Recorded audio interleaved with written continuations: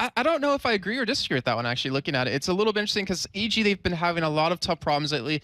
Back in the spring split, they had really tough problems early on. They were able to get back into it and place third overall in the playoffs, fourth overall in the season. And SK, they've been looking pretty good these past couple of weeks. I think they're 2-1 now, with just like the changes that have been happening. They're playing on 3.8. They're a little bit more comfortable about that. Also, it's mentioned a couple times, so we're going to see if it's going to work out for them again.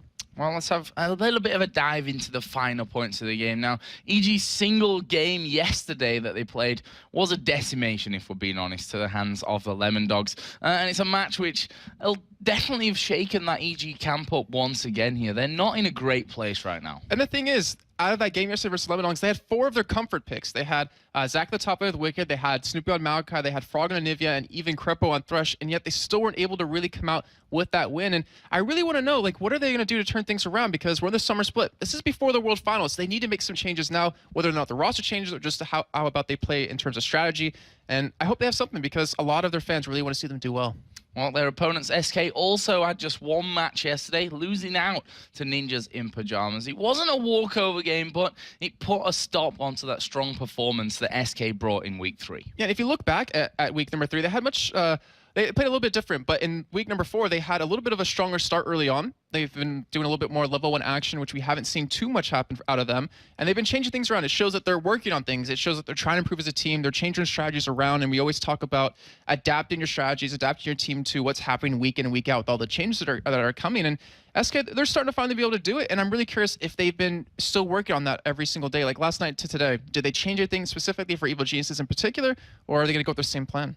Well, I think SK Gaming have a fresh motivation after, not doing so well, to be honest. I think they've really stepped things up in terms of the practice regime and, really making sure that they've got everything together to be as strong as they possibly can coming into these games today. So let's have a look at 2 key players in this game. I already called this a classic matchup of League of Legends, and this mid lane battle is definitely no different. Of course, for EG, we have Froggen up against Ocelot for SK. And if you look at both these players, they're really the big playmakers of their teams. Froggen obviously was in the old COGU and still is right now with Evil Geniuses. And also, he's always been the voice of the team. He's always been the emotion of the team. If he's doing bad, then obviously the team's going to do bad overall. But looking at Froggen in this split, let alone, he's 0 for 3 on Anivia. Just think about it. Anivia, his favorite champion, he hasn't been able to win on, but his Jace, 2 for 2 so far, which makes me to believe maybe we're going to see that Jace ban come out of him. SKD is currently sitting at 3.19, which is 4th out of all AP middles. But it's also due to him having the least amount of deaths at 25. Of course, also on the other hand, is sitting at a 2.63 KDA and is tied for most deaths out of all AP middles. And out of their matches so far, he's played Orianna 4 times, only won once, but he's played Kha'Zix twice and has won both of them. And to me, that makes me think that maybe he should be playing a lot more assassin-heavy champions. Maybe go back to the Kha'Zix, maybe play some Zed, and really work off of that, because it's also been working out really well for them when he roams around, because he was the big playmaker for the team. And over the past couple of weeks, I believe in week 2 and 3, it started to switch towards Kevin a little bit, but we'll see what's actually going to happen in this game. Yeah, and this is an important game for both teams. I mean, they're rooted to the bottom of the table right now, both of them with the same wins, same losses. So, the win here puts you out of that last position, which, we know that 7th and 8th are the danger zones, if you like. That means that you're not really going to have a chance to get yourself through to the World Finals, which is where every team wants and, to be honest, for their careers need to be at this stage of things. So this one, a very important matchup in the grand scheme of the whole season, in my opinion. Yeah, like, to me, a loss at this point, when you're knowing you're 7th and 8th and you'll be pretty much rooted to the bottom with 8, is a major detriment to your mentality when playing, knowing that right now you're not going to the World Finals. SK was there last year, so was EGS, CLG, EU, and obviously they want to be there again. They want to participate, and they have to make some plays happen. But as you're saying, pick some bands coming up here, and we already do have the first 4 out. Yeah, Elise and Shen being banned away here towards Kevin. He's played fantastic with both of those champions. On the other side, Nunu taken out. Now, it's just Nunu right now in 3.8. He's a bit of a terror, which I like a lot. But sadly, we don't really get to see him that much because of that. He's everything. He's awesome. He's awesome. It's Consume does more than Smite at level 1. Yeah. That's what's ridiculous. You can steal away anything you want, pretty much. And that's how it should be for Nunu, in my opinion, at least. If only Soraka had that. Jace then going to be the second ban out here for SK, and Jarvan, the final band, aimed towards her Q bot. So that's actually a little bit interesting, the Jarvan particularly, because it's usually banned against Snoopy, but they have first pick. So they could have taken that for him if they wanted to. So now we're going to see Snoopy on something else. maybe Maokai again. I mean, obviously we're going to find out as the time goes on. But Anivia still hasn't been banned away from Froggen. Neither Jace has, but neither has Lux. So I'm curious to see what they're going to go here. Honestly, the way that the statistics for Froggen with Lux and Anivia right now don't really look good for him. And they've left those open. They've also left Twisted Fate open, which will be the first pick locked straight in there for Evil Geniuses. More importantly, Thresh is open. There it is. About to say, Nif, fantastic pulls every single time. And they take away Zac from Wicked. Also the Malphite. So what is he going to play top lane now? He's been playing Zac pretty much every game he possibly can. Renekton. He has a couple of fallback champions like Renekton, Rumble. But we haven't seen him on that in such a long time. I wonder if he's been practicing those. Well, I hope he has for his sake from this one, because certainly not getting that Zac that he's been playing a lot of and raving about on Twitter as well. You know, he's definitely a lover of Zac. Let's see then what EG are going to pull in for their second and third picks from this one. Already got that Twisted Fate locked in first. I think from SK's side of things, we could very well expect a Kassadin, for example, something that Ocelot likes to lock in. I mean, don't even need to do it as last pick here for this one with the way that TF came in first. Yeah, with that note, we might actually see them pick up Caitlyn, because Ocelot's had a tough time with Caitlyn. I believe it was week... Actually, what week was that when he's playing against Xpeke mid lane? He was Anivia and Xpeke played Caitlyn. I believe that was in the spring split. It was a lot of games, but they actually go for someone else. They're going for Twitch again, and we're going to see Krepo on Leona this time. So very, very aggressive. They have a lot of CC, so if Froggen wants to roam around with that Twisted Fate, plays are going to happen. Well, looks like SK going to go a little bit more comfortable here with that Ezreal pickup possibly for Candy Panda. We'll see if Ocelot decides that now is the time to go for that mid laner. Or, I mean, it doesn't really matter. He's going to go in for Ahri this time around. So, interesting choice there. He has, obviously, is a very accomplished Ahri player. That Kassadin, though, is something that he's really like to go for, especially as a, you know, a situational pick, a counter pick to what his opponent has. I like the Ahri as well, though. I mean, the Kassadin definitely would have been a top-notch pick for him, but Ahri fits, to me, more of his playstyle, more assassin-heavy. We've seen Bjergsen on it so many times, we've seen Pharrell on it so many times. If you go that DFG, you can blow someone up, and I think he's actually going to do really well in this, but we haven't necessarily seen what Evil Geniuses is going to run in the jungle and top lane, and that's what I was thinking about. That SK might want to pick their jungler for Hercubot, but it's very unusual for SK to have their last pick is not an EP mid for Ocelot. Not going to be the choice for them today. So let's see what we've got on the other side. That Zac could, in the end, be in the jungle as well. Let's not forget that. That could happen here, which is why they may be leaving that possibility to the last pick. We're seeing right now Nasus and Renekton being hovered over by EG, and they're going to be locked in. So they got the brothers going on right here, and if anyone knows how to counter Zac with the Renekton, it's going to be Wicked, since he plays it all the time. And I want to see how well he's actually going to do in this lane, unless he goes into a 1v2, which would be obviously a little bit more different. But SK gonna pick up a jungler here potentially. I don't know, we've seen Hercubot play Cho'Gath before quite a bit. We've seen him even do Shake once in Toxic versus Katowice. But considering they have a hook, they have a charm, someone with a little bit of CC might help out a little bit. Maybe a Volley Bear. So you have the speed, you can fling someone back into the team, hook them and lock them down. Wouldn't be a bad pickup. And a Volley Bear, obviously, is something that Hercubot played a lot, along with the likes of Jarvan and Nasus in the spring split as well there. So see if that one comes down. It seems to be a last-second decision here by SK. So keeping us guessing with this one, and it will actually be a Xin Zhao in the end. Okay, so he's looking to get in there, then knock everyone away, which it's counterproductive with Zac, obviously, but if you use them a little bit separate times, it actually works out quite well. Looking at the team comp, so EG side, we have a tanky top lane, a tanky jungler, a tanky support. Then you have a Twisted Fate and a Twitch, so they need to get fed somewhat. They need to get some damage or get some kills early on. And over an SK side, they want to lock someone down. If you can hit someone with a charm, knock them up with 3 talent strike, land a hook, you're going to kill them. And it's all about who can pretty much get out of the early game the strongest. Well, definitely, as we said, an important game for both teams, for both sides at this point, because, well, they're rooted to the bottom of the table between them, and at some point, something's got to change here. For SK, you know, they're more on form technically right now than Evil Geniuses are. They've looked, for me, the stronger of these two sides, if we would say anything without looking at the picks and the bans and how this game's going to go. But it's all down to individual performances when it comes to, you know, the day, which, of course, is today, surprisingly enough. So it's all going to be a lot of, you know, frame of mind, how they've prepared overnight after recording those losses in their games yesterday. As we said earlier, I think SK Gaming have a real burning passion right now to be doing well. Yeah, they do. I mean, they've always had that passion, but whether or not they've been able to win the games off of that has been a little bit of a different story. I mean, you just look at Ocelot, you can see the passion in his eyes when he's playing. He's always focused. And now looking over at Snoopy, I mean, all of EG actually looks really focused out. I mean, we just saw Crepo a couple of moments ago, and I've never seen him that serious before. I've never seen him that ready to play, that focused, that prepared for what's going to come next. Yeah, he's definitely a player who, before games tends to be light-hearted and, joking around, but there was none of that here from Evil Geniuses today. They are all solidly focused and in the right place mentally, it seems to be getting this one underway, but we are going to be jumping into game here in just a second. SK Gaming, of course, versus Evil Geniuses. EG on the blue side from this one. We'll see what they go about. Of course, that's Zach taken away from Wicked here by Kevin. He's going to fall back onto that Renekton.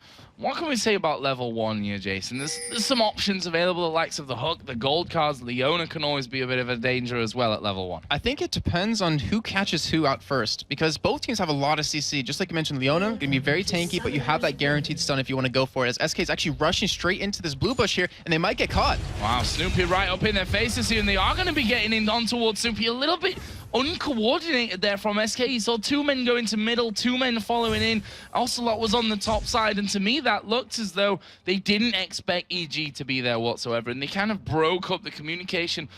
Didn't look like it was 100% there from SK. And the thing was, if Crepo was in a different position right there, you do see the pole actually land on the Crepo. Yeah, and he's going to get charmed up here as well. Is he going to be able to escape this one? Hercubot coming in. There is the first blood. Sniped off by Candy Panda's Mystic Shot in the final seconds. And that is the start that SK were looking for with that invade on the top side. They get it thanks to that hook, thanks to a charm coming in. CC chained, and it's a great start. I was going to say in the beginning that Crepo was actually warding their own red buff, expecting SK to go in through there. They didn't. Instead, he wasn't there for the first little bit of action that happened, and if he was, I'm curious if they would have been able to take out someone from SK. And then SK walked through a ward without any vision of where EG was, and still they were able to pick up a kill and on a Candy Panda. So he's going to be in lane. He's going to be in this 2v2 situation, but he also does have cleanse, boots now, and a couple of health pots. Yeah, it did use that flash, as did Hercubot as well, just to make sure that they had that kill on lockdown. As things, I'd imagine they're going to settle down now after that crazy start that we saw. Hercubot going to be kicking things off here with the blue buff for SK Gaming. On the other side, Snoopy going to be doing the blue here on his own as well. So Snoopy knows that Kevin has his flash available still, and it's a Zac. He's really hard to gank. So if he's starting blue, he's going to try to gank bottom lane around level 3, it looks like, on the Candy Panda, who doesn't have his available. They also have Arcane Shift at 2, but if Crepo does land a nice Zenith Blade, they could get in onto him and actually create the kill. Now Hercubot's side, though, he's actually going towards the top side. They want to go for an early kill onto Wicked or onto Froggen, who right now doesn't have his flash either, and he's very susceptible to a gank. Going to be wide open to that one. Candy Panda going to be a problem, I think, in these early stages now because of that first blood, because of the fact that he's got the extra mobility of the boots, with that Doran's Blade starting for him as well. Could make things very deadly for EG, and as such, you can see that they're playing this one pretty passively, knowing that they can't afford to give any more kills over onto that AD carry, who right now, Candy Panda can't fault him, doing a fantastic job with the CS. Yellow Peak going to have a free wave headed towards his turret right now, but he's already missed one. And it's not a great sign, but he'll be able to catch up here, obviously. And it looks like they're actually backing away, trying to get SK to be pushed up and stay pushed up. But on top of also Candy Panda having the kill ahead of them, Snoopy hasn't picked up his red buff yet, which is a little bit interesting. He's going for double golems, then he'll hit up red, it looks like, when his smite is available. And that's just due to him not having too much help on that blue buff. Yeah, it had, I think, literally none, actually. It was a little bit strange that they let that go the way that it did. Snoopy is now finally going to get himself onto that red with the help of that smite, which I actually used it at the start of things.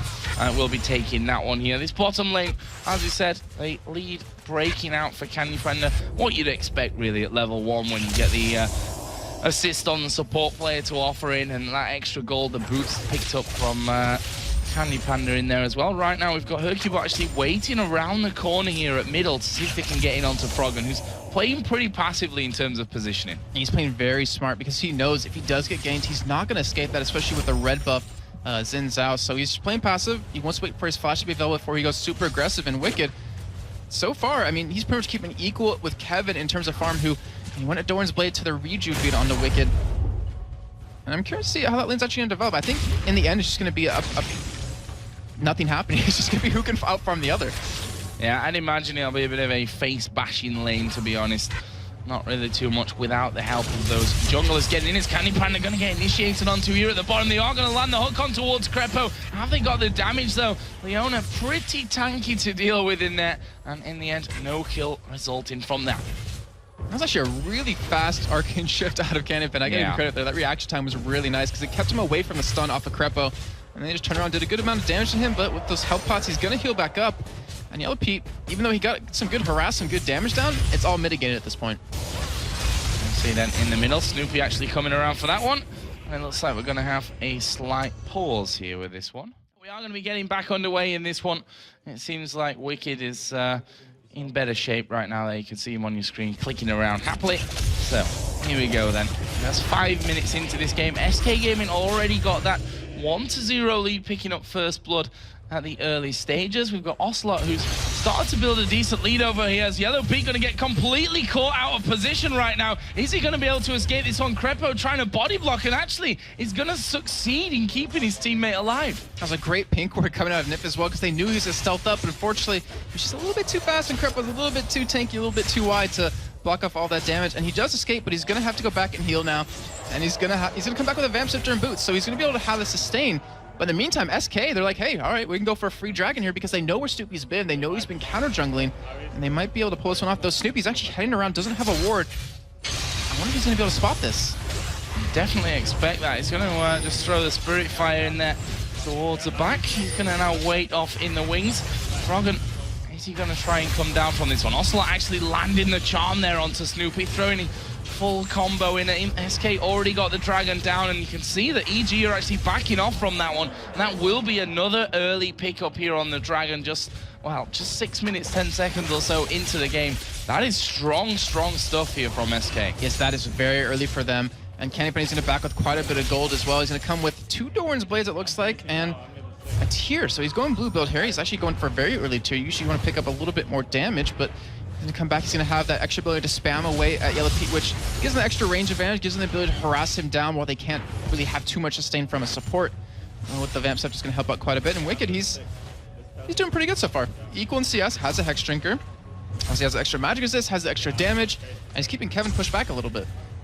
And making sure that not too much coming up into this top lane as well. Kevin just buying himself a ward to make sure that Snoopy's not going to make his presence felt on this top lane. And the jungler's been decently active so far. Obviously, Hercubot coming down to force Yellow Pete out of the lane a little bit earlier on, which resulted in them then managing to secure that first dragon of the game. And you can see that if you look at the CS as well, I mean, Yellow Pete, fantastic job considering he's up against that Ezreal who managed to get the first blood. I guarantee, like, when first blood went over to him, he's like, come on, any lane but mine. But yeah, just like I said, doing a great job of really just keeping equal with him. And you won't be able to trade them for a little bit here, but I like how you point out both junglers just pretty much just jungling away. Haven't really been too interactive with the lanes. They visited bottom one, or Hercubot's visited bottom once. You know, threw it again, got the flash out of Yellow Pete, then they turn around to Dragon. It seems like more of an objective game for them than more of a kill game. And we just saw Ocelot leaving to go blue, and I think he realized, okay, Froggen's level 7, I should probably put a ward down there just to make sure that he's actually not going to leave the lane and, you know, get that Destiny down somewhere else. And right now, funnily enough, he's headed towards the top side of the map here.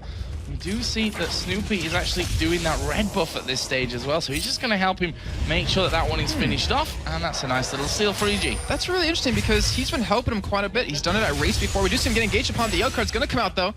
So that's a lot. Wow, actually some really good damage on Ocelot. And Snoopy's there to help out if they do commit to this. Yeah, there's the stun card again. We are going to see the flash in, but he still had a charge left on that ultimate, saving that one final charge for, you know, if he could actually get in there aggressively, or, as it was the case, to get away from that one. SK right now are putting some pressure down onto this bottom lane, but I think they realize they're not going to be able to do too much to it, and they'll back off again. And Wicked's actually going to have a nice little bit of a lead over Kevin now. He has a giant wave at his turret to farm up. Also, with the blue, if his ult's not going to be on too long of a cooldown, Snoopy's been farming so much right now. He's actually quite far ahead of Hercubot. He's level 6 to level 5, so he has that advantage. He's trying to hold him back in terms of buffs as they took away the red. And it's also even trying to snoop for Snoopy there, but obviously he wasn't at the red anymore. And it's a little bit, I don't know, I'm intrigued because this is a little bit different than what they've been doing for quite a while. It seems like they changed things up. Yeah, he spent a lot of time in that jungle as well, almost just camping there we saw him. And usually he camps lanes pretty hard, and it kind of puts him behind the jungle, gets him a little bit under level, a little bit under farm. But with Nasus right now, he's like, you know what, forget ganking. They have a very mobile team. It's really hard to kill any of them, so I'm just going to farm up, get to the point where they can't really tank me, and then we'll just go in for some team fights. I know, Hercubot actually looking for maybe a bit of counter ganking, counter jungling of his own. Oh, they have So a ward there buff, too. Yeah, they've got that ward there. They're going to spot Snoopy coming around the side from this one, and they are actually going to come in onto him. There's the charm landing as well. Have they got the damage to get through his ultimate? There's the ultimate charms. Ultimate charms pretty much was. It was that good from Ocelot, even though Snoopy wasn't moving. And they managed to get the kill and the red buff. Nicely done. Yeah, very well done. I heard you about notice that, hey, they're taking my red buff away constantly, so put down a ward there, was able to counter him, and all that work that Snoopy's done so far has pretty much just gone to the win. And now Froggen, typical Froggen style, gonna be farming up race as much as possible, trying to get a CS lead, and he might get caught here, though Ocelot doesn't have his ultimate available. No ulti available for Ocelot, but they're actually going to chase in right now. He's got no flash, and he's already used Destiny from this one. He's going to put the stun card down on towards Kevin, who he's going to get the slow onto him as well. He's going to bounce in for the knock-up. The charm lands, and Ocelot will pick up a kill of himself. That's a kill for the jungler, the AD carry, and the mid laner right now, with assists on everyone else. And they just outpositioned EG right there. I mean, Froggen, he kind of just started running the wrong way, and he's like, well, I'm not going to escape this one. And Ocelot doing a phenomenal job, able to get 1 kill, 2 assists, and we've seen how deadly Ahri can be when they're, you know, fed, farmed up, and Ocelot's no different in terms of that champion. I mean, how worth it is a Wraith camp when you've got no flash, no Destiny, and no vision? I mean, It's worth the death, apparently. Apparently so. As we are going to... Wow, that was great reactions from Nif, actually. Just completely smashing Crepo back as he landed that Zenith Blade. Just saying, basically, nope, you're not coming in for this one. No chance for that. Dragon going to be up in a minute. I know what you mean, though, about that. Like, what's the point of going for race and pretty much put yourself in a position where you can possibly die and give a kill over to Ahri, which is probably the last person you want to have happen. And I don't know, it's typical Froggen style to farm as much as possible, but I know they're trying to hold Hercubot back as much, if anything. But he's right now, because of the kill at red buff, he's level 7, he's equal to Snoopy. His farm is a little bit behind, but now he's 1-0-2, and in terms of gold overall, he's ahead.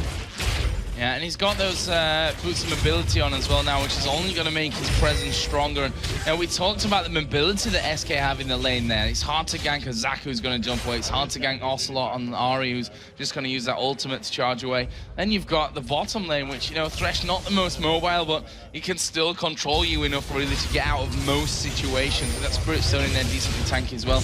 On the other side, though, it's going to be a lot easier for them to lock up the likes of Froggen when that flashes down, for example. Yellow Pete's got no real natural escape, as does Crepo. Both teams right now, Joe, are heading down towards Dragon. I was watching this, I was like, we're going to see a major fight break out here really soon. We do have Froggen's ultimate available, so he's going to be able to spot everyone. It's about who's going to pretty much try to go for the Dragon first, who's going to get the better positioning. And Wicked, he's going to go straight in, go on to Hercubot. Yes, actually, Ocelot there over at the side. Not quite landing the charm. Kevin's ultimate, Let's Bounce, has literally just come back up here, so they've got good controllers. Crepo's going to get hooked in. The charm lands onto him as well. Here comes Kevin from the side. Let's Bounce straight through the team. Wicked going low. He's actually flashed away, but Snoopy's going to die. That's a double kill for Kevin, and it's 2 kills overall for SK. Will they be able to hold on here for the Dragon? The wild card's coming in. Yellow Pete is actually stealthed up right now, but it's going to be a pretty ballsy decision if he decides to go right into the back of the Mia. SK still going in. Another hook's going to land onto Froggen and the charm as well. And now Kevin jumping over towards Yellow Pete. He will have to flash away. And that is going to be the Dragon. And all the kills going to to SK. Fantastic play out of them. And I have to say, a bit of a miscalculation from EG there. 3 kills and a Dragon. That's a lot of gold, and it's pretty much hook hero, see hero, kill hero every time. And that's what they did twice in a row. Pulled Froggen, killed him, pulled Crepo in the beginning, was able to kill him. Crepo wasn't even able to ultimate because he was chain CC'd the entire time, and being down 6 kills at this point when you have Ocelot, who's now 2-0-4, has his DFG done. Having Kevin 2-0-2, has a Sunfire Cape done, is going to be building, I believe, a little bit of damage. Like, EG, they're going to have to hold on for the late game if they want to be able to get back in this. Right now, DFG is done for Ocelot as well. So he's definitely all about bursting that one target down, and his charms have been really good. I mean, they're made kind of easier when the person's hooked at the same time, but you know, that's how they have to lock these kills up here, SK, and they've shown time and time again that they can do that. Nif has been on point with his Thresh so far. And And it leaves us with almost a 4,000 gold lead. It's not going to be too far away by the time they get back to the lanes and start pushing these waves out here for SK. If you look at what's been happening so far, Froggen has yet to gank with his ultimate. I mean, we talk a lot about Twisted Fate. He's very strong early on, and he's very strong late game, but mid game he's going to fall off unless you get a couple of kills or help facilitate something. He hasn't been able to do that yet. Also, it's been able to push the lane quick enough. It's been able to keep him there. He's been able to ward up to see if Froggen is going to go bottom or something like that, and he just hasn't been able to make anything happen, even though he is ahead currently right now at 5 CS. Yeah, 5 CS up there, which is, credit to him, he was actually behind a little bit earlier on there as well, so he's managed to really bring that one behind, but he's up against a 2-0-4 Ocelot, who, now, if that charm lands onto you, you're a dead man with that DFG in there. Definitely. And he's going to be pretty much trying everything he can to avoid it. In the meantime, Yellowpete has still a little bit of a CS advantage, but he doesn't have the damage advantage, not anymore. Not over Candypan, who's 1-0-3, has almost a Bloodthirster completed. And you do see Froggen finally going for his first gank bottom. Yeah, they are going to go in on towards Nif here. He's not escaping this one. True Shot Barrage came through. It's Crepo that picks up the kill there in the end. And honestly, they really could have done with that on either Twitch or Twisted Fate. Yeah, very true. And in the meantime, Snoopy's going to hold middle. And we just talked about Froggen, not gank anything. And he's like, okay, guys, I'll finally do it. Yeah. And finally goes bottom. But now he's going to lose his mid turret from this. And Snoopy, who he can't sit there. He's against a level 11 Ocelot who has DFG, has level 2 ultimate. Like, he cannot defend this. And then there was a no turret off of that one gank. Yeah, one gang coming in, losing a middle turret is probably not the exchange they were looking for. They've taken the outer bottom turret, which is certainly something there. But look at this. Right now, SK looking to maybe close in onto Wicked in the top. He's already backing away. He knows this is coming, and they're going to give up another turret. He's going to try to stick around here, but with no one able to get there, Froggen still bottom, Yellowpete as well, and Stupe holding middle. They're not going to be able to defend this turret, and that'll be a little bit of extra gold income now for SK. Yeah, this is going to be turret number 2 for them. Right now the lead is sat at 3,000 gold. Hercubot and Kevin going to make pretty short work of that turret overall. That is a nice pickup for them once again. So SK in a very commanding position at this point. Snoopy and Froggen actually trying to get rid of that outer turret in the middle lane, which is a really great move from EG, all things considered, that it looked like SK were pretty much just walking wherever they please to take turrets. EG have literally done the same to them here, come up from that bottom lane. Wicked joined from the top lane and said, well, you take that top outer turret, we're going to take your middle lane, and then we'll even it up on that front. Yeah, very smart play by them. That was very well executed, and SK, I don't think they necessarily expected that to happen, as Nif was the only one there to really defend against it. As Yellowpete, he's going to pick up red here. Ocelot's on the side. He doesn't actually know they're there. He's trying to go for a kill on the Froggen, but he's actually going to get caught. He is going to get caught, but he has got his ultimate up and available. As Crepo actually gets charmed there over the wall. Not able to escape from that one. Might as well use those charges while they're there as well. Yeah, get a little faster. And Snoopy, 87 CS. I'm going to take a look at his Q real quick because it's got to be stocked up quite high considering it's actually at plus 168, so he has actually some good damage. But whether or not he has the tankiness to survive to be able to do some damage is really another question when you have, Kevin already pretty much tanky enough that you can't really kill him. And you have also who's just so slippery. You have Candy Panda who has the sustain out of the Bloodthirster and the Arcane Shift. The only really person you can go after is either, I guess, Hercubot or Nif, unless you can fully catch out someone and chain them down. Right now, Wicked working his way on towards his outer top turret. And as I say, working his way in, he just kind of looks at minions and thought, can't really do that. Is this going to be a big bait, though? Candy Panda there? Well, if it was supposed to be, Froggen kind of spoiled it with that one, throwing the wild cards out there. And they will, at least for now, seem to head down south, which, if Candy Panda's not careful, that might catch him out. But SK are doing a similar play of their own here, making sure that all those wards on the top side of the river are clear. That's a very early Oracle, coming in about 18 minutes, and they already have the kill lead, they have the gold lead, and that's going to give them the map control that they didn't really necessarily need, but it's going to give them so many advantages where Froggen, he's no longer in the laning phase. He doesn't have the opportunity to really make a lot of ganks happen at this point, and it's going to kind of hurt EG a little bit unless they hold on. He's been trying to solo farm bottom a little bit. He's in 145 CS. He's keeping even with his AD carry, but Ocelot, who's been roaming around picking up kills, is still ahead of him. Still ahead on that front. Not the best of news here for EGs. We see the Destiny actually been picked up, and SK having their positions revealed. And actually, Destiny going to be called in here. Froggen going to the top side of the map, and because he's got vision of everyone there, he's like, well, wicked, let's push this tower, let's take it. And they could be able to get it, actually. It's already about half health, but in the meantime, SK's like, all right, you're going to go top, we're going to push middle, and they're going to have 4 members here. And Kevin's the only one in the top lane, but honestly, he's taking enough to probably defend against this. And now, SK, they could get this inhibitor, or the middle turret, but they also could die if EG does close in behind them. Well, they're going to have to tank up the turret. Actually, probably not, because there's minions starting to come in. The turret taking a lot of damage, and that's an inner for an outer turret. That exchange is all SK's favor. And now where are they going with this? Because Dragon is available, and looks like Kevin trying to go in on Froggen. This is an interesting move from Kevin as he kind of bounces away, flashes while he goes, and I think realized I've gone a little bit too deep there, and goes himself away. Nifia just going to hook himself over to Dragon, and this is going to be another one for SK. How are EG going to respond to this? Because they know this is happening. They're trying to close in actually, on SK. Yeah, they're going to back up. They don't want to go head-to-head against Evil Geniuses since Kevin is not there. And EG, this could be very, very good for them. But if they misposition a little bit, if someone gets hooked here, it could mean the downfall. Well, let's see. Kevin is coming in from the side. Doesn't have Let's Bounce available. We may see the True Shot Barrage come through or not. Dragon finished off there by EG. Great pickup for them at this stage of the game. And very, very much needed, too. Yeah. So we have Froggen picks up an easy low Draught, so I'm not sure if he's going to go for his Zonius first or go for his Lich Bane. Usually you go Lich Bane if you want that little bit of an early advantage. They're going to start pushing this turret down a little bit, and honestly, I'm not too confident that they have the damage or the survivability to last if SK did want to engage, so instead they're going to back away and go back to farming up a little bit more. The gold difference actually is surprisingly not that big, considering SK and EG both have 1 Dragon. There's 3 to 3 in turrets, but there's 6 kills to 1. Yeah, it's 3 to 3 in turrets, but I think that tells a bit of a lie almost, because it's 3 outer turrets for EG. And for SK, they've taken the inner turret in that middle lane as well, which we talk about all the time about how, you know, much of an advantage that can give you in terms of getting wards down on the enemy side of the jungle. So we'll see all about that. We'll see if SK are able to really start to push that kind of thing. And, you know, bottom lane, for the fact that that's where the first blood went for SK, that turret is actually still standing. Who knows for how much longer, though? And one sign about the gold that really gives everyone hope for EG is that it's not widening.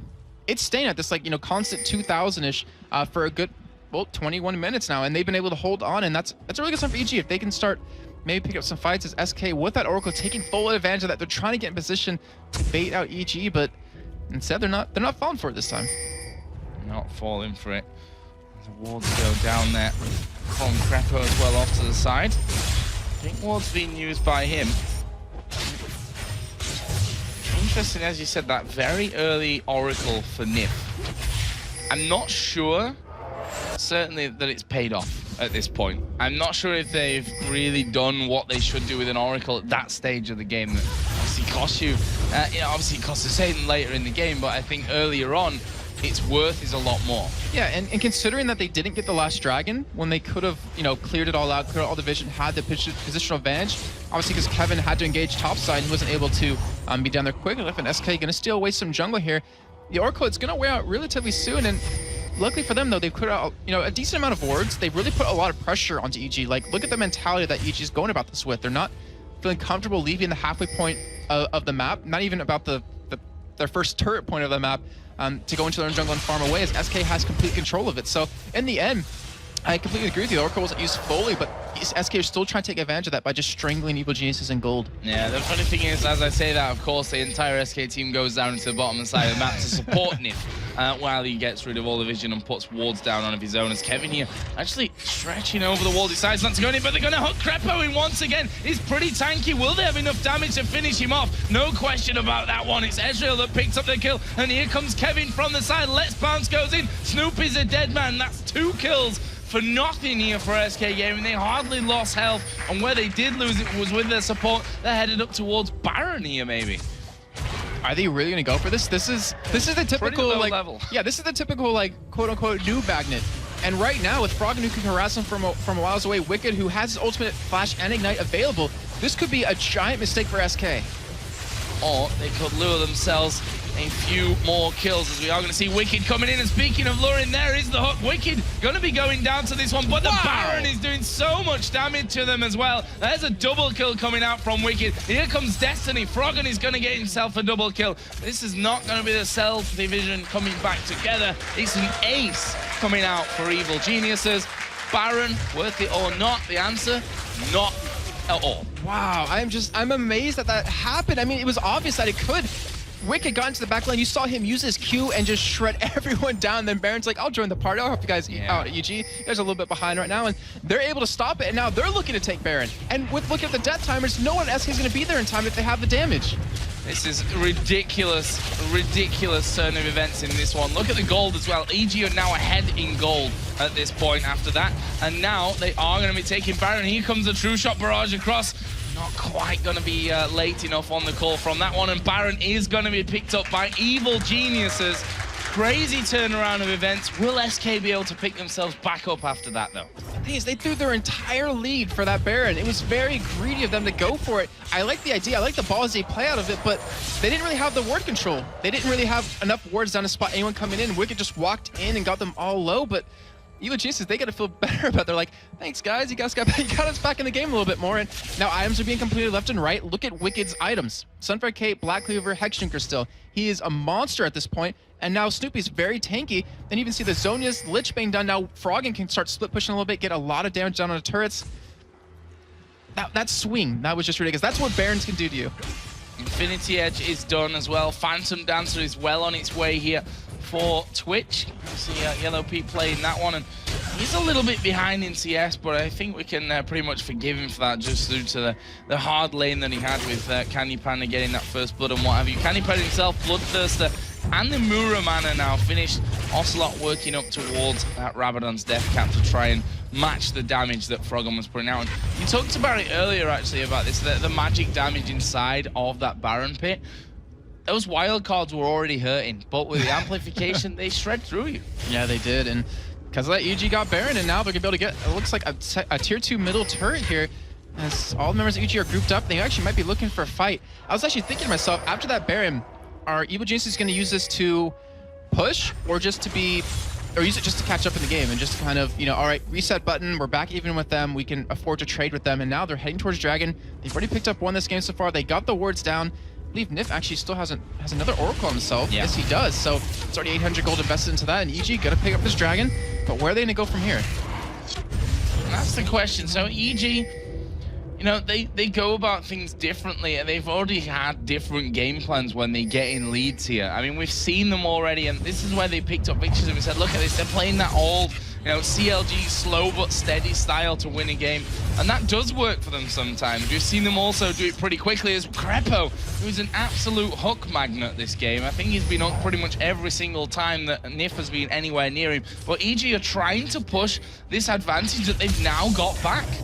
If you think back to Moscow in week number 2, when they were playing against Lemon Dogs, same thing happened. They stole away a Baron, were able to turn it around, but then obviously they threw it a little bit later as Lemon Dogs were able to take a Baron off of them. And right now, look how low that turret got off of just 1 or 2 seconds of being attacked. They're going to get this turret. You see Kevin off the side. He's trying to go for an engage here, but it's not going to happen. No, I don't think they can fight him at this stage. I mean, we've just seen big items being picked up after that ace and the Baron. You know, it was a massive swing of gold that EG had. I mean, even before the Baron, they got themselves back into the lead in gold. So that just shows you how it is on that front. Right now, they are working themselves back. So it looks like they could possibly be done with the offensive for now.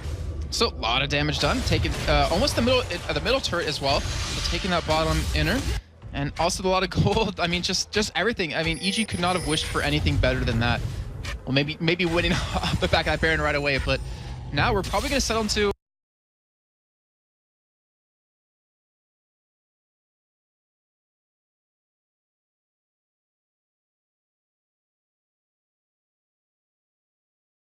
a little bit of a lull in the game, and it's all going to be about strategizing here, like who gets better control of the map with all these wards, who can potentially pick someone off, and Froggen, who, you know, is now level 17, 2 levels ahead of Ocelot, has even a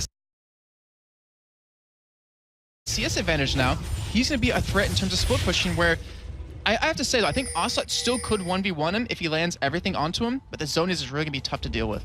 Yeah, that DFG, of course, is one big thing in that one. Zhonya's may be able to save his bacon. We'll have to see about that if they end up really matching up. But, you know, Frogman, we've already seen how he likes to use that Destiny, being pushed on one side of the map. All of a sudden, he's at the top taking a turret with Wicked, thanks to that one. And he is going to be setting that split push up here. So he's going to instantly become a nuisance that SK Gaming have to deal with. And now they have no teleport on their team. They've got no global presence when it comes to that kind of thing. It's going to be hard to deal with that. And we're going to see how SK goes about it. I mean, it's very hard to deal with split push. And I remember when we were talking to Fnatic about it last split, and they were saying, or we were asking them, how do you counter a split put or split push? How do you stop it? And they said, well, split pushing yourself.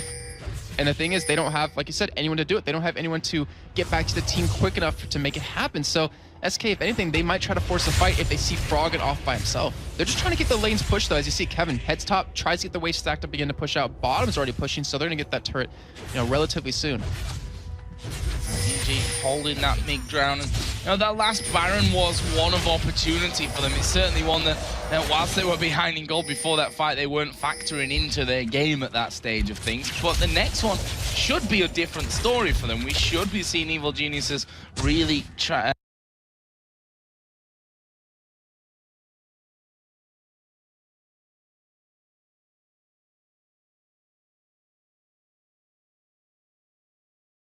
Really challenging to take down that next Baron once it does come up into play. I mean, it's 9-6 right now, not a massive amount of kills on the board as a whole, but I think this game could get a lot more explosive very quickly. I definitely have to agree, and we're going to see SK, they're bringing the fight to EG right now. They feel confident. They know Froggen's bottom, who's already heading up towards middle to make this fight happen. He has a Zonia, so he could pull Messiah if he wants to. But Evil Geniuses, I don't know, just over the past couple weeks have seemed very hesitant to fight unless they know for a fact they're going to win. Oh, he's going to do it. He's pulled the yellow card there. He's going to come into this one by the looks of things. And maybe getting a tad overexcited about that one. Don't worry, I was excited too. It's like as soon as you see him picking the cards, you're like, he's going to do this one. Or not just yet. So yeah, he decides not to pop the Destiny. And honestly, why? Because look at that bottom lane. It's starting to push right up there. In the end, he's actually just going to be backing away from that one, and it really does end a little bit anticlimactic. EG just going to be spending up what they've got. There's a minute now till Baron. So both teams know. They're like, all right, we're going to set, we're going to get prepared for this. And we see also going for the blue. We see Nif, I believe he actually, he has another Oracle in his pocket, so he's going to have that to clear the vision. And it's pretty much a race. Who can get there quicker? Who can control the vision a little bit faster? And at this point, it looks like, I don't even know which team, because they're both heading off in different directions. They're both grouped up. Baron, 30 seconds now. I'm honestly not sure if they're even going to try to fight for Baron. I mean, SK, after that, like, do you really want to go back to Baron and potentially have the same thing happen again? I think it was a skewed fight because, you know, they were low anyway. They were low after that. By the time EG actually got there to fight them, they were low anyway. But the thing is that it wasn't a true representation of how a 5v5 would be going right now. So I think both teams, the real point is, they're not quite sure at this stage how that will actually be working out for them. Yeah, I definitely have to agree with that. I mean, you saw the hesitation on Evo Geniuses when they had the Baron to fight. You saw them have the hesitation when they were middle just now. So that's only going to continue on as SK does get vision control of Baron here. And if you notice, actually, they're actually going to go in here. I'm a little bit surprised by this, but Hercubot should be able to escape with that lantern. And now they're going to get the hook. Oh!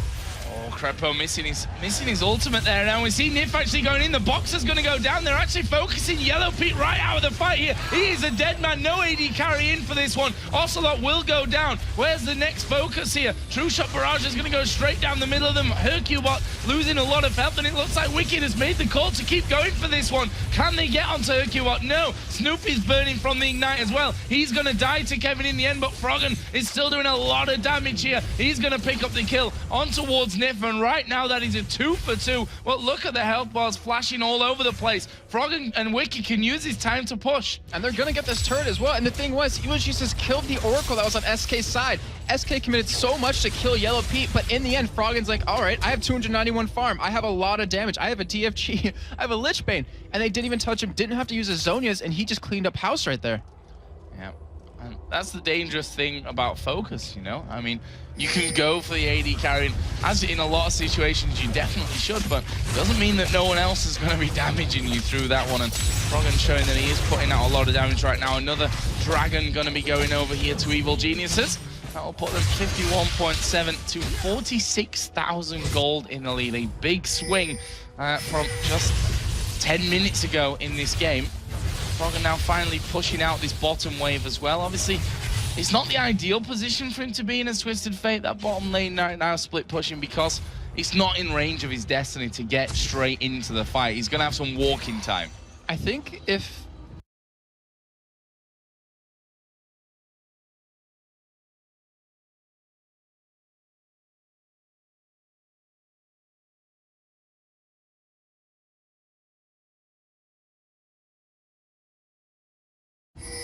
I'm thinking that if he does go bottom and push, he's going to pretty much let SK start Baron and then try to get the inhibitor turret, and if they don't back away, Geniuses can 4-man Baron because they have the Renekton ultimate and the Nasus ultimate, so it's always a possibility, but you're calling it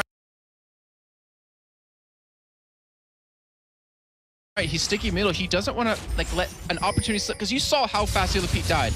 If that happens to anyone on the team for Evil Geniuses, even if Froggen does finally come in, if they don't punish SK and kill Asa, which they did right off the bat in that fight, you know, they pretty much traded 80 carry for AP middle, then EG will lose the fight. But now, they're just rushing at middle, Twisted Fate ultimate coming in, he's gonna go bottom. Yeah, he's gonna go bottom from this one. It makes sense. SK are nowhere near this one. They may be able to take down an inhib turret from this one. In fact, they're gonna have the turret, I'm pretty sure about that one. As Wicked is in there, and well, I've been wrong about that one before, and I'll be wrong about it again. Evil Genius has decided they've not quite got the jump here on SK. They backed away from it. But will they try and squeeze them under the turret? And it doesn't look like it. They're going to back off. They don't want to make a mistake here. See, this is something, because I know we're going to have a little bit of a lull here, it reminds me of what we talked about quite a bit, about the new teams that came into LCS show, how they play like there's no tomorrow. Like, this isn't LCS then. This is just a normal scrim for them, because they play as aggressive as they normally would in a scrim. They don't, play extra defensive, but to me, the older teams like SK, Evil Geniuses, Fnatic are playing more reserved. They're not playing as aggressive, and you saw right there where EG, they had the control of the inhibitor turret. They had the inhibitor turret going down so fast, but they backed away. They played defensive, they hesitated a little bit, and to me, I don't know if that's maybe a change that needs to happen within EG, or them just like kind of trying to play really defensive, try to definitely get this win, because they know if you lose this, you're rooted to 8. There was a hook over the wall from Nif. Didn't quite get anyone, but the charm will land. It's on Wicked, though. It's not really the target that they're looking for. Iceborne Gauntlet now with Candy Panda starting to do some good work as he gets slowed from Twitch and from the Wither as well. And look at this, Nif is looking for a hook. NG just managing to disperse there, doesn't connect onto any of them. And it's going to be a bit of back and forth. And look at this. This is like their time to fight. I mean, you have Kevin going for his zonage right now. And when he gets that, he'll be able to engage, and you won't be able to kill him, because obviously he'll be able to pop it, stay alive. He's level 17, almost 18. And they had the hook down. They probably could have went for a full-on engage. You have the engage comp with Crepo.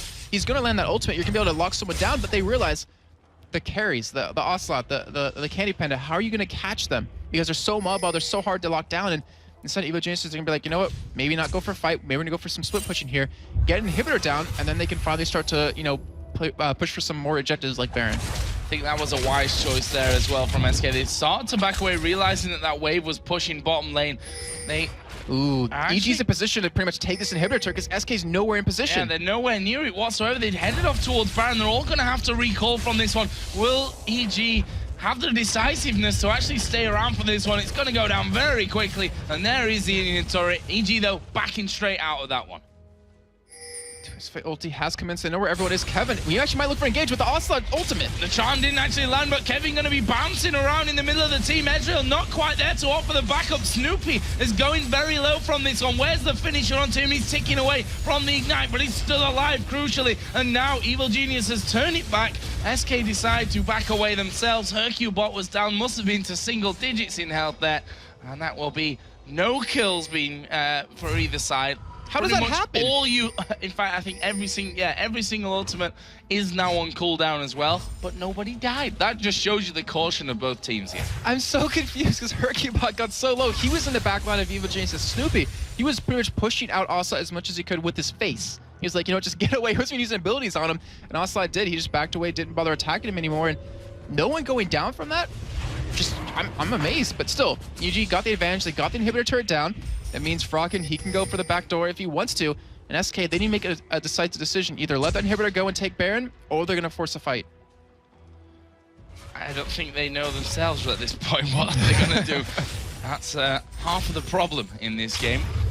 balance on a knife edge. And well, the edge is pretty big. I mean, 7,000 gold is what EG are leading with right now as the hook comes through. This time, Crepo is not going to be pulled in from it.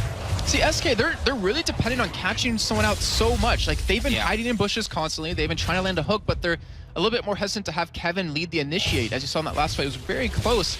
But considering they're down 7,000 gold or 6,000 gold, they still have that fight pretty damn even. So, I don't know. SK's relying on that a little bit too much, in my opinion.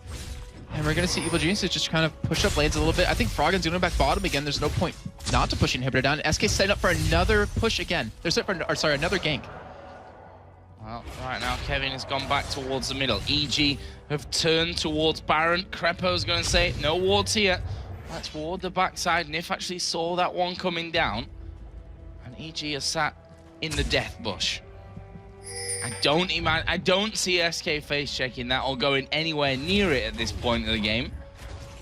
Luckily for SK though, their bot lane is pushing. So, like last time when they went for Baron, the EG's lane was pushing against them so they could just run up there and take the freeze turret. But now SK with EG out of position, they're just going to rush down this middle. And they actually might be able to get the inhibitor turret. They're going through for this one. What are EG going to do? They pink to come back for this one. SK are committed to it. Here we go. Yellow Pete is going to go stealth. Oh, Kevin's off on the side. Kevin is going to be charging his jump up, but decides against it. They're not going to push him from that one. Wicked, though, is right at the front line. They're going to land the charm on towards Snoopy. He's down to half HP already, as there's the ultimate coming out. They dive in on towards Ocelot, and he's going very low. Finished off in the end by Crepo. Candy Panda actually going to use his cleanse there at the back. There's the ultimate coming out from Froggen. They're going to finish off Kevin here before he can get back to life. And right now, that is a 2-0. Here comes Froggen from the side. Not quite in range to get the stun down, but he may be able to chase Hercubot, who himself, just a presence of him, I think, scared Froggen from really going in when he's at half health. And a 2-0, and that was, I have to say, I don't know, SK was between a rock and a hard place, between a 5-man team of Evil Geniuses and an inhibitor turret, so they're kind of stuck there, but EG coming ahead with that gold lead, getting 2 kills, and they have Baron to potentially take, they have Dragon up, which looks like Hercubot's just going to run right by, and we do have a turret going down. Was that bottom? Yeah, that was bottom turret going down for EG. Yeah, finally, that outer turret that survived 40 minutes into this game.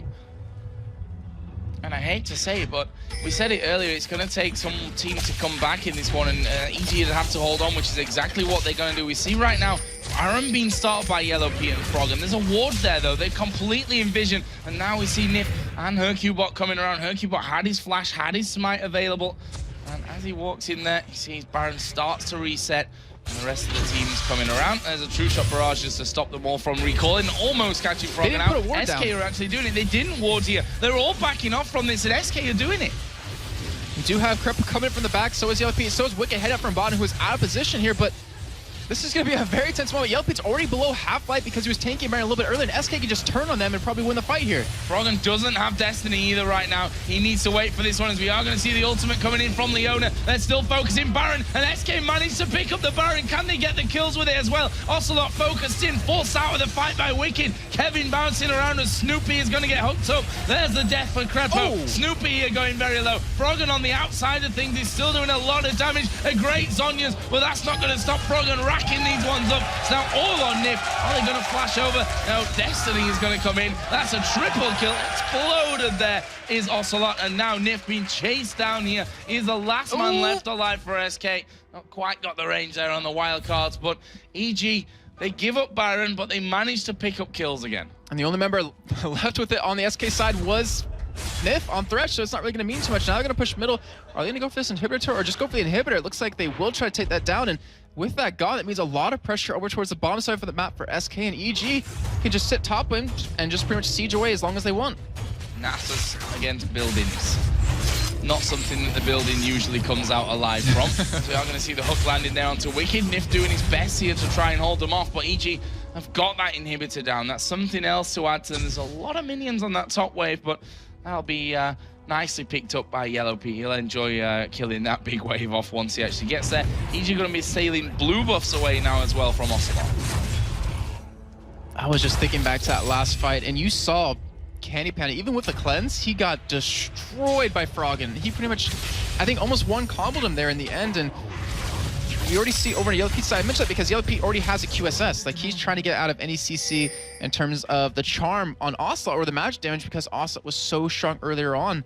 But now Ocelot, who hasn't really been able to pick up any kills anymore. They've pretty much just gone on to Canyon Panda and on to Kevin. So the QSS, you can just leave it there for quite a long time, probably build up a Blade of the Rune King, and he's going to be doing a lot of damage if he can just sit back, get a spray and pray, which currently he should be able to, because Kevin's the only one to really be able to dive into the backline against him.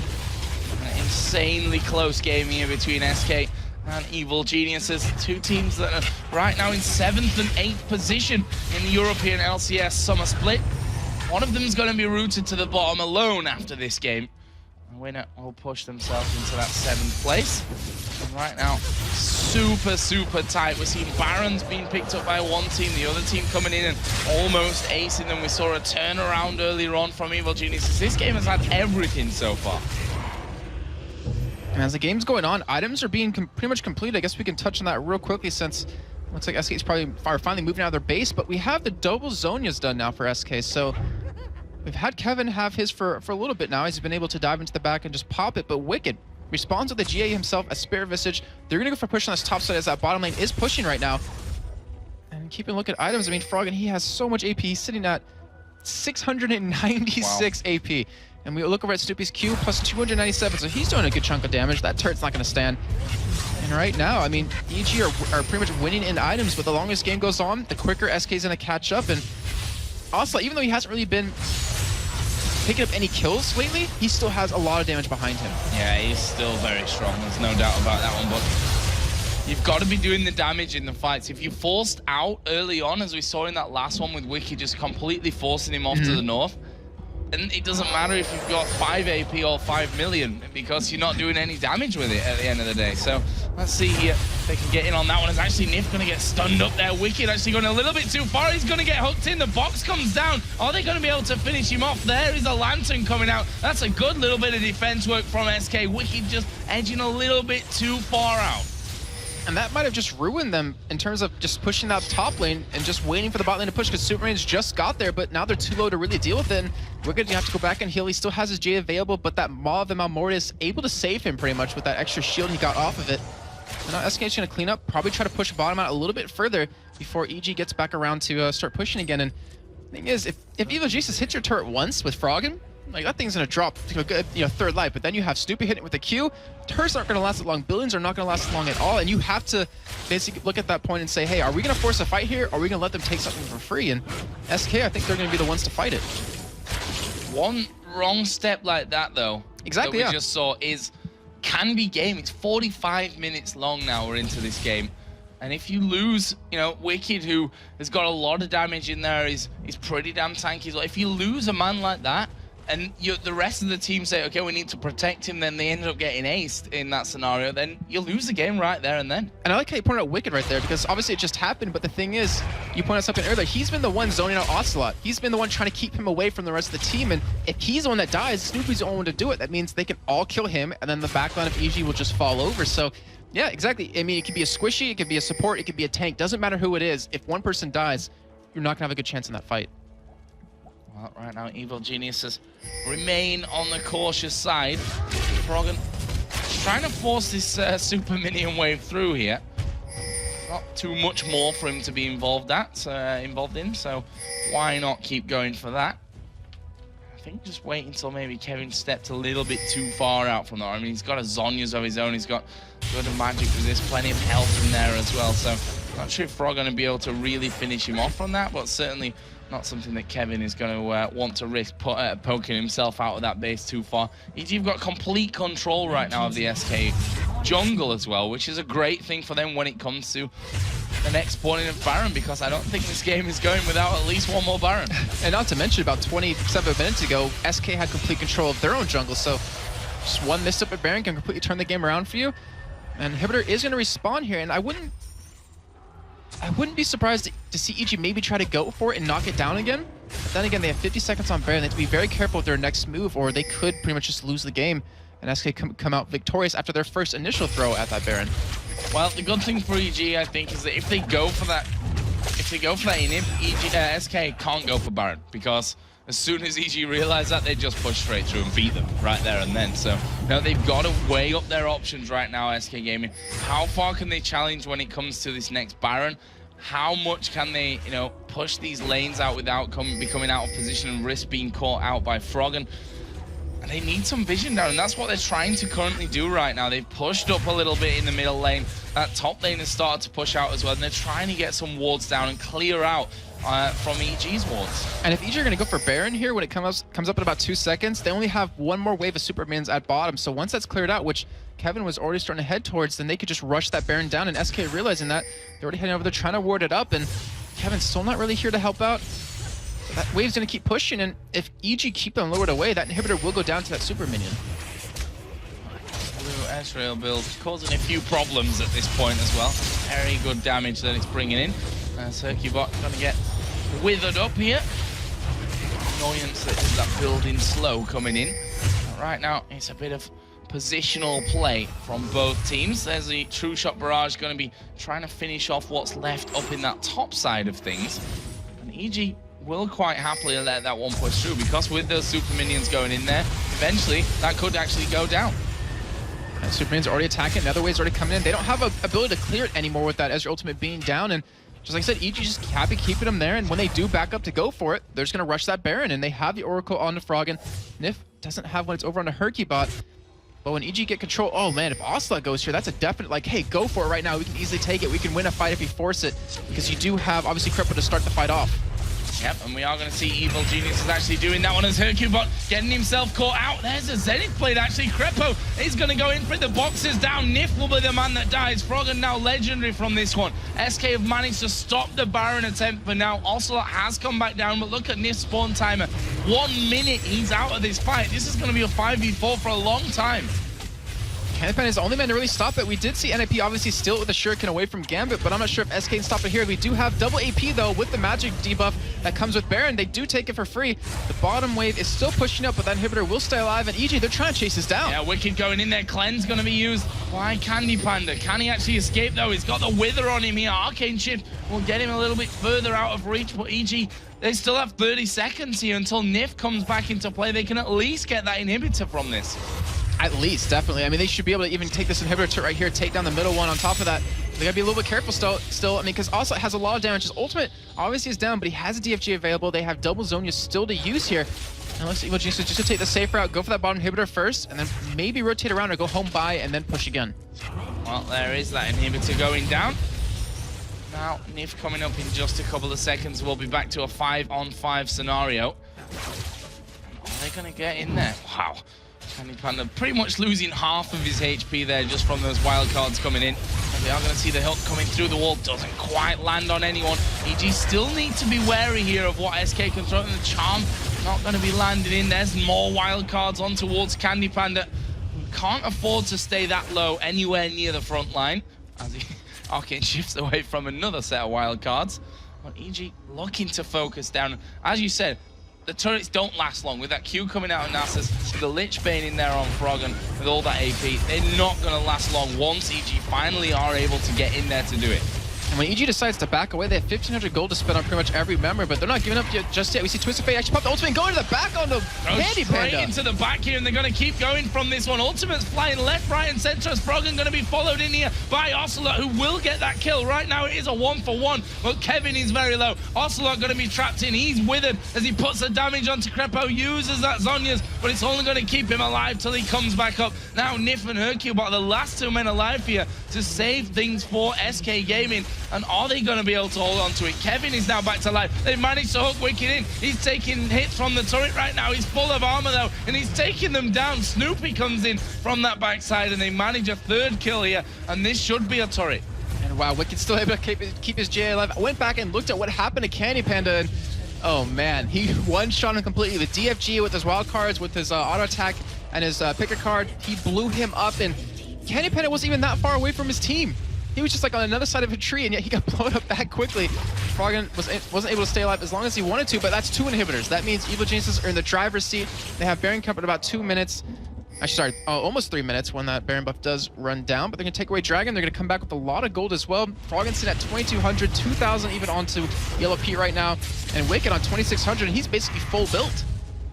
Incredible, incredible game here that I've got a feeling still has something incredible to show us. I don't think that this is quite as clear-cut as it's looking to be.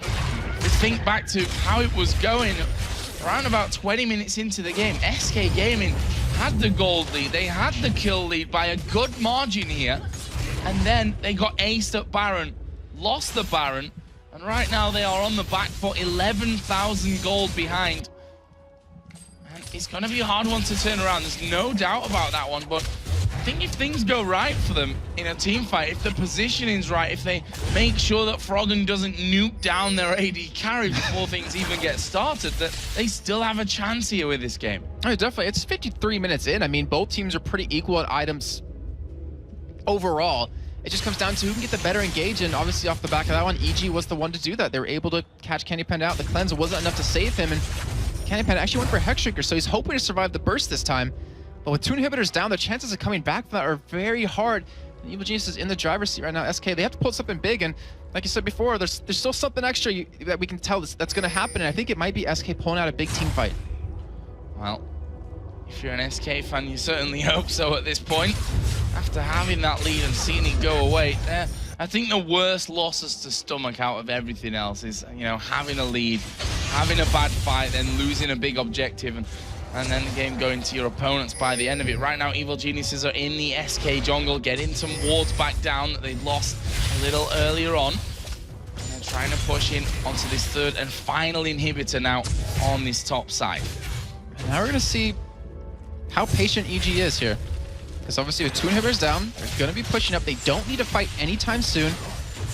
And the thing is, when Ocelot or Candy Panda goes back to defend the Nexus turrets, I wonder if Froggen might try to go into the back line again and try to one-shot someone. It's always a possibility, but I think in this situation it's even more dangerous. And they're clearing out every ward they possibly can. Also still trying to push lanes out here, and they should be able to siege turret down just a little bit, because Froggen, Lichbane, he's going to knock it down to half health with like 1 auto attack.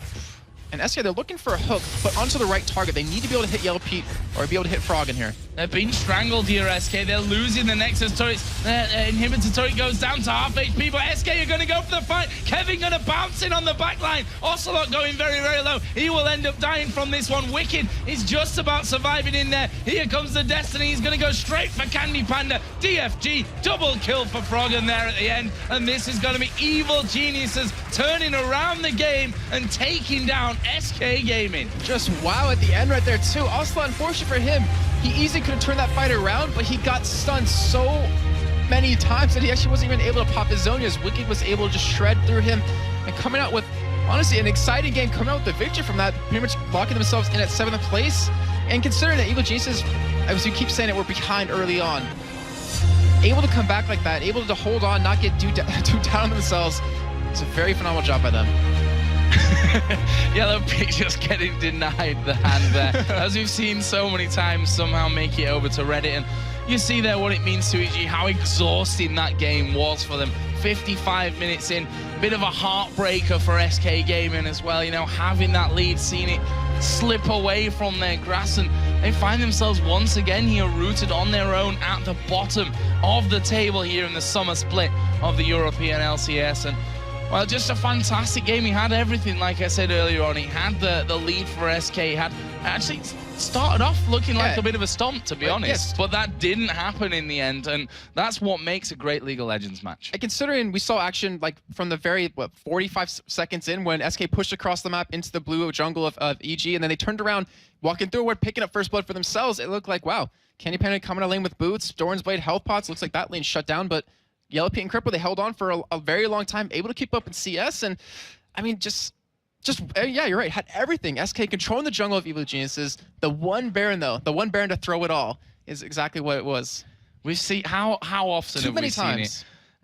Someone out there has got a number of how many times we've seen that one, because it happens all too often. We said that as they're running in, it was like, they're pretty low level still at this point. They're not completely healthy.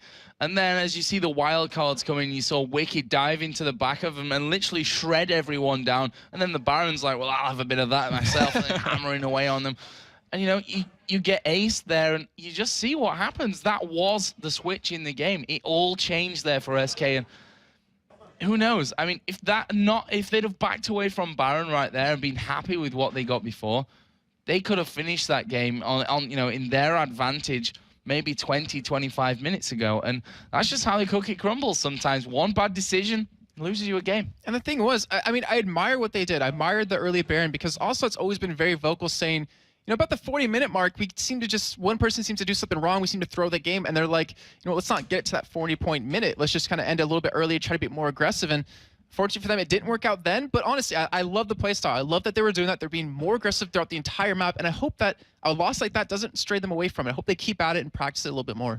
Yeah, and Evil Geniuses, I mean, they won the game after all, so let's not focus on maybe what SK did wrong in that game, but what EG did right. They sat back, they soaked up the pressure, they picked up kills and farm wherever they could possibly squeeze them out of the match. And we said that before, the EG, they like to be, not like to be behind, because no one likes to be behind overall, but they feel comfortable being behind in games and playing that very passive game from their side of things. And they managed to turn around another beast of a game there that was not looking like it was their win to have at all. And you really got to give, I think, well, I mean, got to give everyone credit on Evil Geniuses, but, specifically Wicked, who didn't get his Zac, had to play a champion he hasn't played in quite a while, did fairly well. He became 6-item build about 35 minutes in or something like that. He was pretty much like one of the two people that single-handedly stopped the Baron early on. And then Froggen, who fell behind a little bit in lane, wasn't actually really proactive in terms of ganking lanes except once bottom, but he kind of kept farming away. He kept being really aggressive bottom, kept pushing the lane in, and eventually, that pressure eventually gave way to a win for them. Yeah, and you just saw that the poke from the wildcards coming out constantly, they couldn't handle it. I think Candy Panda yeah, he obviously got blown up in different retrospects there, I think twice at the end, in fact. So we're going to get over to Shox, who's waiting by with Froggen. Yes, thank you very much. Here with Froggen, who gets an applause, and rightfully so. Congratulations on that victory. Talk us through the game, because the early game was no picnic for you guys. Yeah. Recently, we have been having a lot of trouble with the early game. Like, in every single game, we're pretty much just losing because we have a bad level 1 or something. Like, just like last week against Untitled, we had a bad level 1, and then we're just getting snowballed. Almost the same thing happened this game, but we have Twisted Fate, which has a lot more map pressure. So we were able to trade towers for towers and make them walk around the map with us instead, and that basically worked out for us in the end. Yeah, but in the beginning, you weren't able to gank really that much. How was the matchup between you and Ocelot? It seems that there's less of a difference than there was in the past between your skill levels when you're up against each other. It comes down to the matchup, really. Like, there's two junglers too, and Xin Xiao is a really, really aggressive early game jungler. At level 1, I used my flash, so I didn't have my flash throughout the entire laning phase till level 6. So if Xin Xiao ever chooses to gank me, he will just Ian me and I will be dead. So that's basically why I'm playing way more passive, and then I'm just waiting for my ultimate so we can jump around the map. But they almost got the game snowballing. They got the kill and snooper really, really early at our second red buff. So it basically snowballed it all the time, but then we managed to get back into the game with the kill bottom and getting some turrets. Yeah, and you showed your pressure as well. Now, the team has been saying week 4 is where we're really going to have to see. We're going to be back in a gaming house practicing again. So what's the report card so far? Not really too much improvement yet. Like, compared to all the other teams, we're not improving as much as we want to. So we have to step that up. We have to play way more scrims, have analyzed games way more, and what we're doing different from all the other teams, why our levels 1s are way worse than theirs. And then we'll see, practice on the difference and try to get more on the same level as the other teams. All right. Maybe one more question. What if you practice and you put 100% and it still doesn't get better? Then we'll have to take it. Like, if it doesn't work, then something has to change, obviously, but let's hope it works. All right. Thank you very much, Froggen.